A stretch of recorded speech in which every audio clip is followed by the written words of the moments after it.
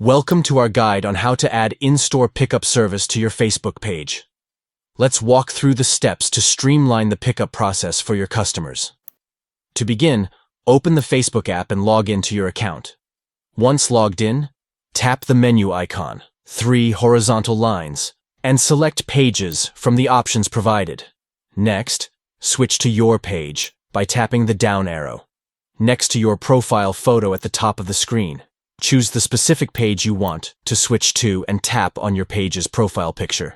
Now, tap the edit icon at the top right corner of the screen.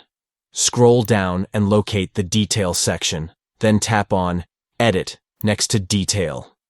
To add the in-store pickup service, tap on Add Services and select In-Store Pickup from the list of services available. Once you've selected In-Store Pickup, remember to tap Save at the bottom to apply the changes. By following these simple steps, you can easily integrate in-store pickup service into your Facebook page, providing a convenient option for your customers to collect their orders efficiently. Enhance your customer experience and streamline your pickup process by adding in-store pickup to your Facebook page today.